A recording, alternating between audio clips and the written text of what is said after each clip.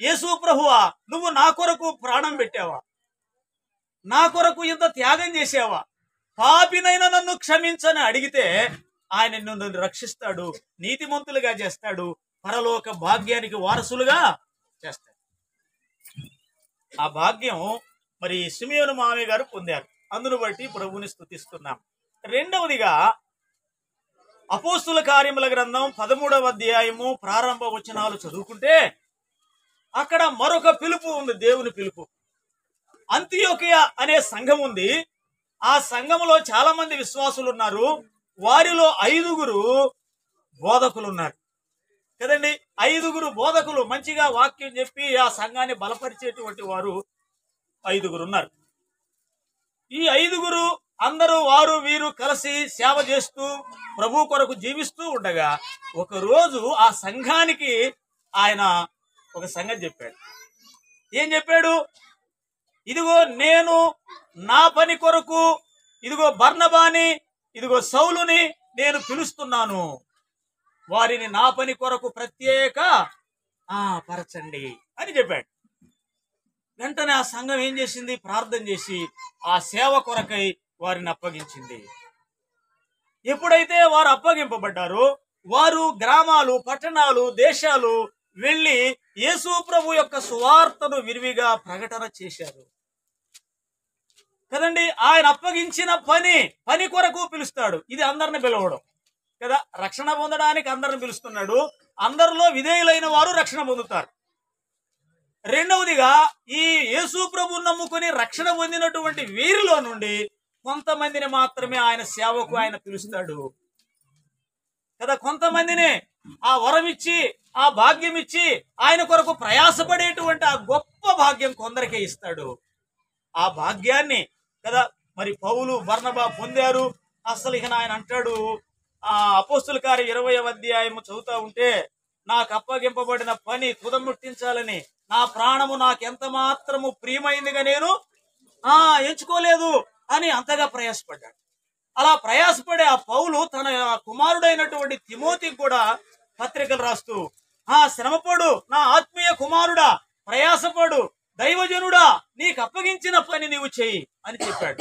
కొరింథీయులకు రాస్తూ ఏం చెప్పాడంటే ఆ తిమోతిని గురించి, మీ దగ్గరకు తిమోతి వస్తా ఉన్నాడు, చేర్చుకోండి, అభ్యంతర పడవద్దు, అతడు కూడా నా వలే ప్రభు పని చేస్తా ఉన్నాడు అన్నాడు. కాబట్టి ప్రియులారా, ప్రభు పని చేసేటువంటి భాగ్యం నిజంగా మాకు ఇచ్చాడు. ఎన్నిక లేని వాళ్ళం ఈ లోకంలో, కానీ గొప్ప సేవ చేసే భాగ్యం ఆ ప్రభు ఇచ్చాడు. ఆయన ఆనుకుంటే, ఆయన నమ్ముకుంటే, ఆయన మీద ఆధారపడితే ఆ భాగ్యం కూడా ఇస్తాడు. ఈ లోకంలో ఎన్నికైన వాళ్ళం కాదు, ఇంకా అనేక సార్లు అవమానాలు, తిట్టులు, రకరకాలు కూడా ఉన్నాయి, ఎన్నో అనుభవాలు కదా. ఏదో ఇంట్లో కూర్చొని మందిరంలో కూర్చుంటే ఏముండవు సమస్యలో, పత్రిక తీసుకొని బయటకు వెళ్తే ఉంటది. సువార్త పత్రిక తీసుకొని గ్రామాలు, పట్టణాలు బయటకు వెళ్తే మరి సువార్త పని అంటే ఎంత కష్టమో అర్థమైంది.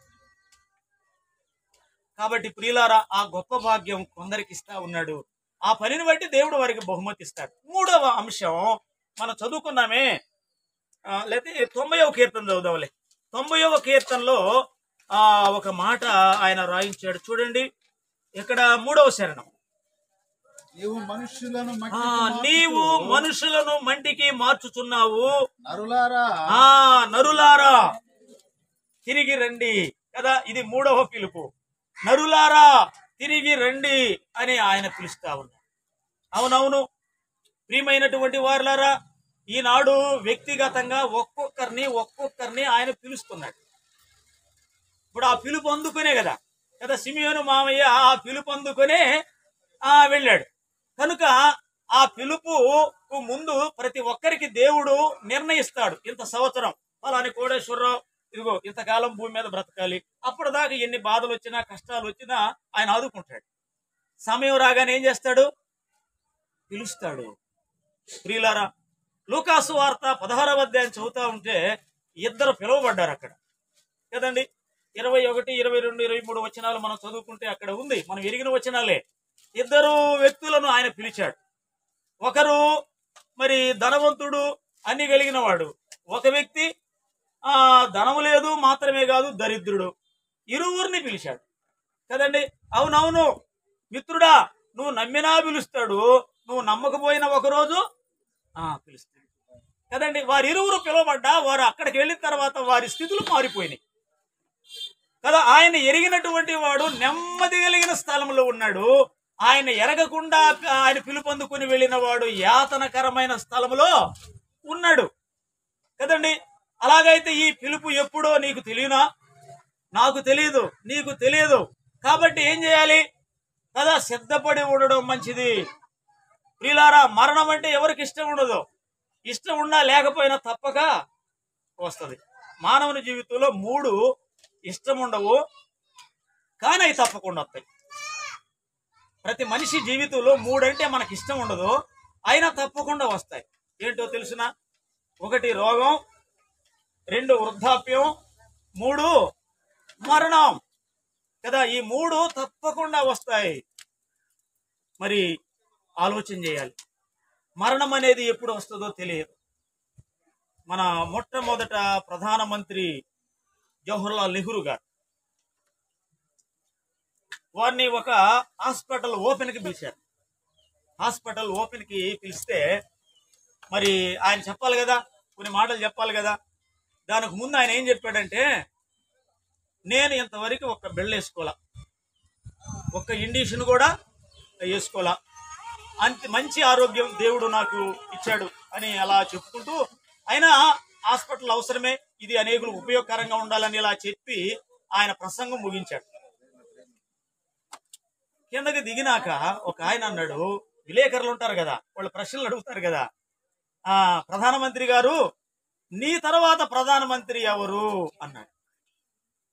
నీ తర్వాత ప్రధానమంత్రి ఎవరు అని అడిగితే ఆయన ఏమన్నాడో తెలుసునా? 50 సంవత్సరాల తర్వాత అడగవలసింది ఈ ప్రశ్న అన్నాడు. అంటే అర్థం ఏంటి?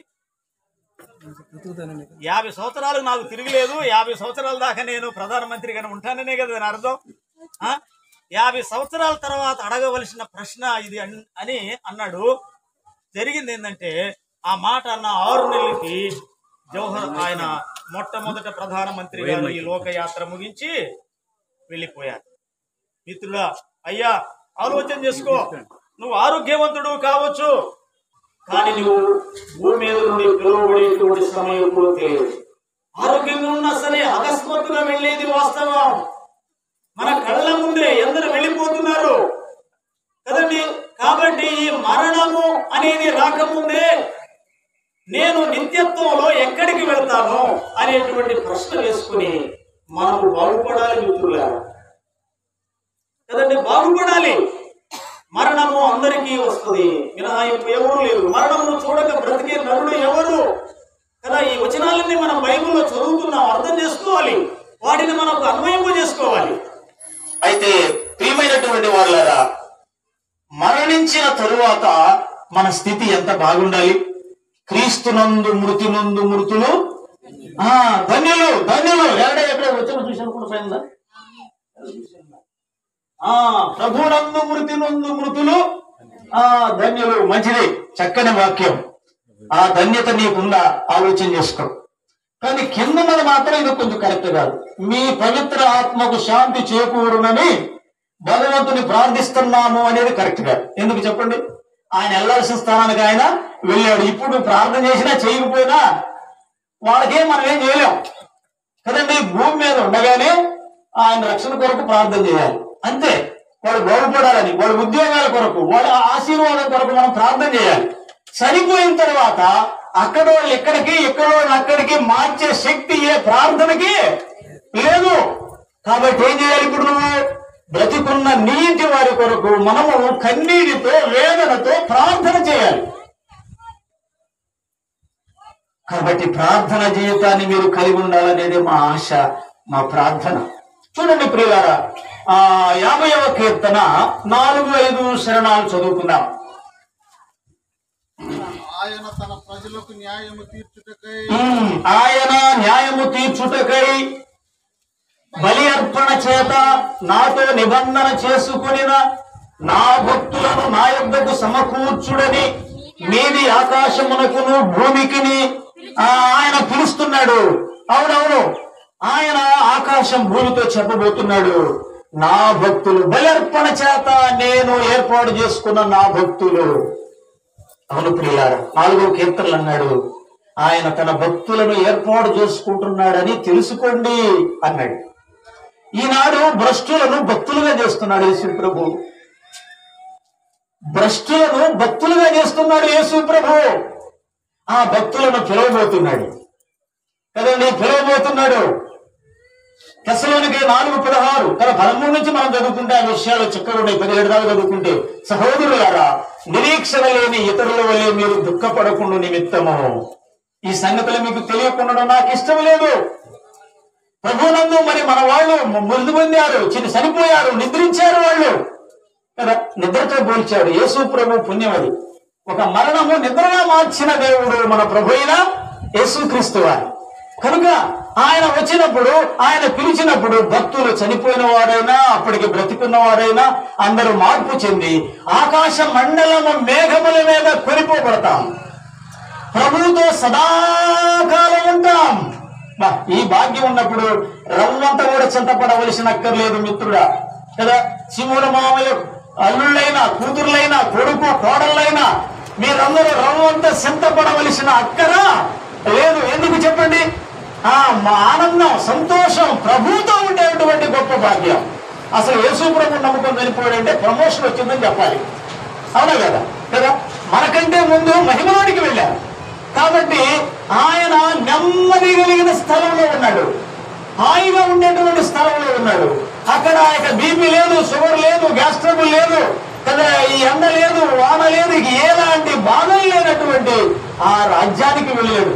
ప్రభునందున్న వారు ధన్యులు. అందుకే ప్రియ యేసు ప్రభు నమ్ముకుంటే ధన్యులు. ఎందుకు? ఈ భాగ్యం. కనుక ఒక రోజు రాబోతున్నాడు, ఆయన వారిని మాత్రమే లేపుతాడు, అందరిని కాదు సుమా. ఆయన రెండవ రాకడలో మొదటి అంచె అంటారు దీన్ని. మధ్యాకాశానికి వచ్చి బోరబలితో పీల్చినప్పుడు ఆయన యందున్న వారు మాత్రమే వెళ్ళిపోతారు. రెండవ పిలుపు ఉంది. ప్రకటన గ్రంథం 20వ అధ్యాయంలో ఆ సంగతులు దేవుడు ఇక్కడ రాయించాడు. 11 నుండి మనం 15 దాకా చదువుకుంటే ఆ విషయాలు ఉన్నాయి. చూడండి. మరియు ధవళమైన మహాసింహాసనమును దాని యందు ఆసీనుడయున్న ఒకనిని చూచి తిని, భూమి ఆకాశములు ఆయన సముఖము నుండి పారిపోయెను, వాటికి నిలువ చోటు కనబడకపోయెను. మరియు గొప్పవారేమి కొద్దివారేమి మృతులైన వారందరూ ఆ సింహాసనం ఎదుట నిలవబడి ఉండుట చూచి తిని, అప్పుడు గ్రంథములు విప్పబడెను, మరియు జీవ గ్రంథమును వేరొక గ్రంథము విప్పబడెను. ఆ గ్రంథముల యందు వ్రాయబడి ఉన్న వాటిని బట్టి తమ క్రియల చొప్పున మృతులు తీర్పు పొందిరి. సముద్రము తనలో ఉన్న మృతులను అప్పగించెను, మరణమును పాతాళ లోకమును దాని వశమునున్న మృతులను అప్పగించెను. వారిలో ప్రతివాడు తన క్రియల చొప్పున తీర్పు పొందెను. మరణమును మృతుల లోకమును అగ్నిగుండములో వేయబడెను. ఈ అగ్నిగుండము రెండవ మరణము అన్నాడు. చూచారా?